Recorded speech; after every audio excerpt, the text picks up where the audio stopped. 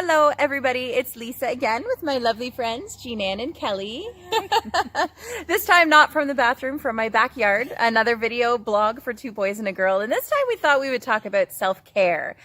This is something I'm learning a lot about myself. So I thought maybe you lovely ladies would have some tips, things that you do for self-care. And why is it important? And how do you make that time for yourself? Oh, you're the self-care person. You go right ahead.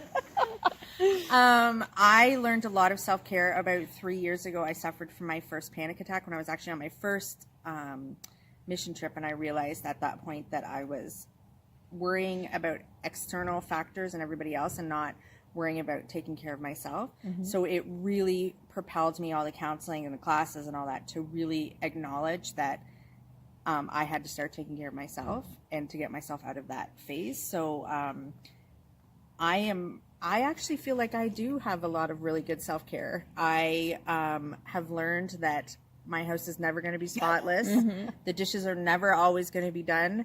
My children will never be clean, ever, because of where we live. Except for like the 5 minutes after the bath. Yeah. And I've learned to let that go. Yeah. And that's the biggest thing, is just letting that go and being like, you know what? My house may look like a disaster, but I'm going to go and have a nap. But how do you actually like let go of that? I think it comes with time. Yeah. Like learning that you can't keep into this perpetual cycle of being anxious and worked up over these things in your house, because that's what it is. Like for me, I walked, like today, I just about lost my marbles when I saw two muddy dogs and a child walking through the house after we just paid to have the house cleaned on Friday. Yeah. So my anxiety, and then I'm like, you know what? You just have to learn to let it go. Like there's things you can control in life, and then there's other things you can't. And then I went and had a glorious 2-hour nap, and I was like, nice. There you go. That sounds phenomenal. It was great. So that's something I've learned because I was forced to, I think, to do that. What about you, Kelly? This is something that I'm still working on, and that it's something that I've struggled with a lot. And I think it tied into that mom guilt that we talked about before, that just, well, I shouldn't take time for myself, and why would I do that? And actually it came almost to the same idea that Jean-Ann was talking about, is that I actually had panic attacks, and I had never had one before, and it was awful. And it was something that you don't know if you're having a heart attack. You don't know what's happening. You think you're losing your mind.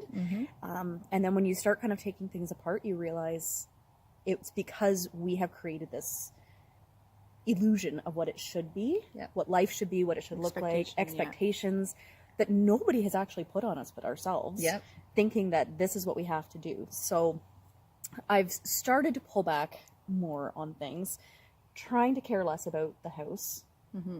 Not really working really well. No, my house is always a disaster, but I care about it. Yes, but it's. I feel a lot more stressed out when the house is a mess. Like you can feel the anxiety. But the other thing too, that I if you can afford to, I'm a strong believer in getting external help. Yeah. Like if you can afford to get a house cleaner, get a house cleaner. If you can afford, like we had a kid come and rake our lawn on Friday. Nice. Like if you can afford to do that stuff, it's just one less thing that you're not like, I have to get my house clean. And then like a couple weeks ago, I had a lady come and do all my windows in my house for $80. Nice. Inside and out. Yeah. I know. And I was like, oh, right. So I think if you can afford to, that's my biggest thing with self-care, is if you can afford to get help or ask for help, do it. Yeah. 100%. Yeah. It's worth the sacrifice.